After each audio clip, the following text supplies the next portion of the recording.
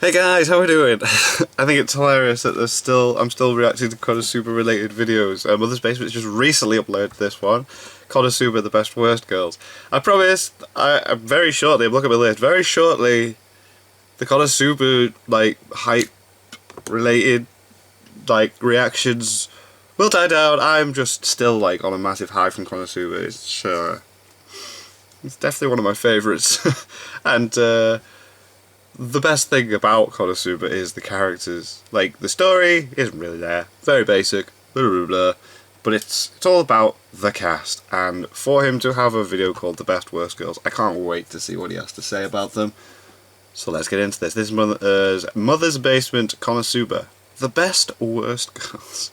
On repeated rewatches, Konosuba has cemented its place in my heart as one of my favorite anime of all time. I love everything about this show. Understandable. The wild comedy, the superb animation, and especially the lovably quirky cast of mean-spirited idiots who drive its plot they forward. are stupid. But for as much as I love this stupid show, there's one thing I don't understand about the reaction that fans, myself included, have had towards it. Right. The girls of Konosuba, especially main girls Megumin, Aqua, and Darkness, have become some of the most prominent waifus in recent memory. Aqua was the top seed and second place finisher in this year's Reddit Best Girl contest. Oh, that's cool. While Megumin and Darkness were both in the top 20 seeds and only lost Yay. to finalists. There's half a dozen figurines of each of these girls, not to mention many of the minor characters, with more coming out every other month. Oh, cool. So, what's so weird about the girls from a popular anime franchise being widely loved and getting lots of merchandise? Well, the thing about Konosuba's Best Girls is that they're kind of the worst. Yeah, okay, I don't mean that in the subjective, your waifu is trash kind of way they're not that nice gets people. bandied about online. I mean that these characters are intentionally written to be as unrepentantly awful as humanly possible. Kazuma and company are self-centered capital J jerks, and while that's a large part of what makes them so funny, it also makes them more or less objectively some of the worst potential romantic partners in anime. Yep. Aqua in particular has even been canonically identified as worst girl by Kazuma in the Konosuba OVA. Moreover, the main girls of Konosuba are specifically written as subversions of standard waifu tropes, designed to poke holes in common female character archetypes. Initially, Aqua appears to be your bog-standard haughty tsundere, but within minutes of arriving in the other world, it becomes clear that she's really just a whiny, entitled, stupid, really stupid asshole. Megumin evokes the appeal of a cute little sister character, but spend a few minutes with her and you'll quickly realize that in line with her youthful cuteness, she's a stubborn, childish brat. She's impulsive, she always has to have a way. Not to mention always wants to use explosion delusions that she actively drags down her allies in combat. On top of that, she mercilessly bullies her only other friend, Yunyun, for basically no reason, and she's probably the least awful out of the trio. Darkness is the stereotypical older sister, graceful, composed, and self-sacrificing to a fault, but why would somebody in such a cynical world as Konosuba's hurt themselves so frequently because she for the sake enjoys of it. others? In Darkness's case, it's because her selfless acts of heroism are driven by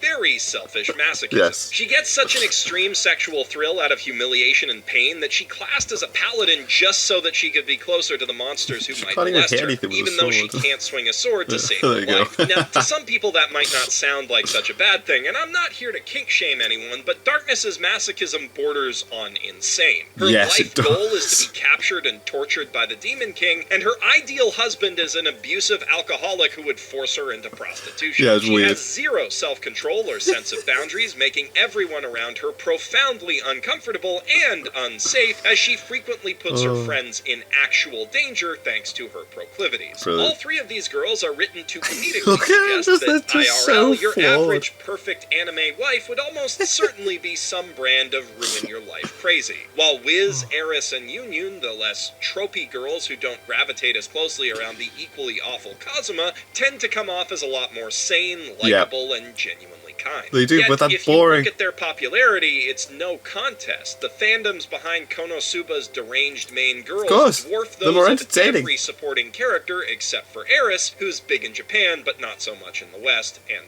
pats her chest. People love these girls who have been explicitly designed to be hateable. And looking at that R anime poll, they seem to love the worst one of them the most. So, why is that? Part of it is almost certainly the so-called mere exposure effect. People tend What's to that? develop a preference or affinity for things simply because they're familiar with them. Right. Konosuba is a really good anime that's been watched to death and memed through like 3 levels of undeath, and naturally that means that every anime fan and their mom has been exposed to a lot of each of these girls, and their popularity does line up roughly with the amount of screen time they get. But if that was all there was to it, then Rem wouldn't be more popular than everyone else in ReZero, and True. Toru would have won the Best Girl contest in a landslide because she's in every shot of My Hero Academia. So we've got to look beyond people's affinity for the show itself. The simplest possible explanation is definitely their looks. If you look past their obnoxious personalities, the girls of Konosuba are undeniably cute as heck, and a lot more animated and expressive than your average anime girl. And sure, a lot of their expressions aren't what you'd call conventionally beautiful, but I'll be darned if they don't make me smile pretty hard and stick in my memory. Yep, definitely. Especially the many distressed faces of Aqua and the classic Smugumi.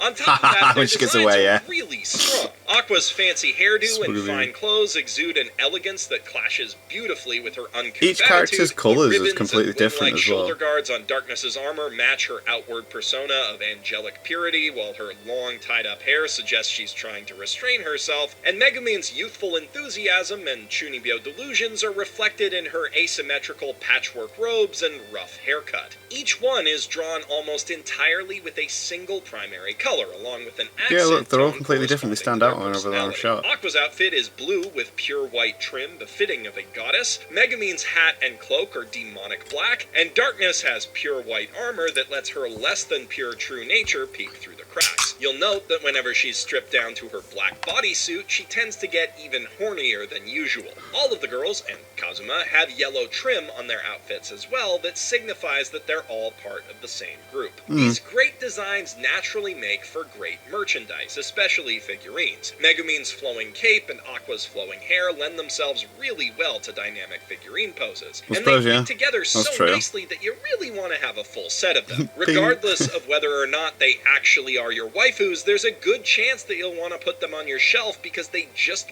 look great. But Yeah, most importantly, they're good character in terms of designs. design, and I am being 100% serious here, Aqua doesn't wear panties. Or maybe she does, and she used magic to turn them invisible so that Kazuma can't peep at them. never That's a see it. popular fan theory. So but weird. the fact that fans are theorizing about this at all should tell you that Konosuba's character designer hit gold with this decision. Not unlike the plot thread that somehow holds up Hestia's plot, this is that, but for booty lovers. Not only is this somehow a debate, but people are using figurines to push both sides of it. Oh my and God. the fact that some have panties while others don't only makes it more That's contentious. brilliant. This single brilliant marketing decision has surely moved many Aqua figurines. And coming back to the mere exposure effect, if you got an Aqua or two up on your shelf, you're naturally going to be more inclined to declare your undying affection for her. Or Right. at least say that she's pretty neat if someone asks you to pick a favorite girl from the show. I think she's Picking cool. a waifu can't really be something so superficial, can it? Yeah. Surely there's more to winning a place in our Mega cold, dead, Man. deep hearts than just putting a really cute girl in front of us a lot. Well, I mean, when I say it out loud, that makes a lot of sense, but stop doubting yourself, Jeff. That was supposed to be rhetorical. And in all seriousness, there is more to the primary motivator behind choosing a waifu, the ephemeral feeling of moe, than simply liking how an anime girl looks. Moe is a feeling of adoration and devotion, a desire to protect something precious. So maybe Aqua, by virtue of being Listen, the moe when single your most heart gets a pathetic boner. creature in It's not like Giga, existence, so. naturally inspires our protective instincts, as does Megumin in her limp post-explosion form. Or maybe, just maybe, we do like these girls for their personalities, after all. Because as awful as they can be, they sure as hell are entertaining. Yes. The way that Aqua smugly looks down on others for their embarrassment, only to inflict it on herself 10 times worse. The way that Megumin wears her emotions on her sleeve. The way that Darkness gets way too into being attacked by monsters, yet can't stand the humiliation of being called La Latina. These girls are hilarious. Their antics make me smile with much greater frequency and strength than any waifu who's more conventionally cute and sane. I find a similar appeal in the harem of abrasive, violent jerks surrounding Ranma, and Ranma in his girl form, for that matter. But it's Okay. not just comedic value that makes me love these girls. For me, the real heart of what makes them so fun and lovable is the shitty personalities themselves. Because God, for yeah. as That's why I like annoying It's Always Sunny in and Philadelphia. downright insufferable as they are, at least they're not fake. Well, I mean, as fictional characters, obviously they're the definition of fake, Yeah. but so many waifus and moe characters are made They're less for believable. the sake of advancing the plot or having good chemistry with the existing cast, and more just to tick boxes and pander to otaku. There are so many anime girls out there who are just cute for the sake of being cute, who play into worn-out tropes as a cheap way of making our Kokoros go doki doki without having anything of substance beyond that. And while it can be fun to indulge in that occasionally, it's the moe equivalent of empty calories. At a certain point, the transparent attempts to seduce us into picking best girls get exhausting. The girls of Konosuba, by trying their hardest to be unlikable, ironically end up being much more charming. There's something nice about knowing that someone is comfortable being their absolute worst around you. It breeds a level of familiarity and affection that you really don't get. My when friend people Kieran are is one of putting the on worst airs in people a you'll ever meet. transparent attempt to impress you and be attractive. With most But that anime what waifus, makes you him never awesome. really get past that I totally get this. first date awkwardness, but Aqua, Megumin, and Darkness basically jump straight to that level of invasive familiarity where they can puke in front of us, hold a conversation Yeah. on the toilet, or confidently push us into a tiny corner of our shared bed. We end up loving them in spite of and even because of their faults, especially Darkness because she is crazy DTF. And if that's not true love, I don't know what is. Or maybe it's just that they're all really cute and we're all sheep. Let me know in the comments below who your favorite Konosuba girl I won't go with is that one. and why. And while you're down there, don't forget to hit that subscribe button and ring the notification No, bell to make sure that they're you catch more every believable Kono's Basement because of video how that comes out from now on. flawed I'm they Jeff are. Thu, professional shitbag, signing out from my mother's basement. That was brilliant. Oh, I can't get enough of Konosuba. Make another one. I need a season 3. Isn't there a movie first? I want a season 3. I don't want a movie. I do want a movie. I just want Konosuba stuff. Give me Konosuba stuff. I don't want any now. Yeah, they are great characters. So flawed and terrible, but they all get along so well. Have such great chemistry. So honest together. Come across as very believable. And I love them. I love them so much. They're so great. I miss Konosuba! Well, anyway, I swear, I think there's only one more Konosuba related video I've got on the list, and then unless videos go up within the next few days about Konosuba, then that is it. So thank you guys very much for watching. What did you guys think of that? What did you guys think of this? Click like, subscribe if you haven't already. Leave comments down below, let me know what I should watch and discuss in future videos. And I'll see you guys, yes, all of you guys, next time. Bye.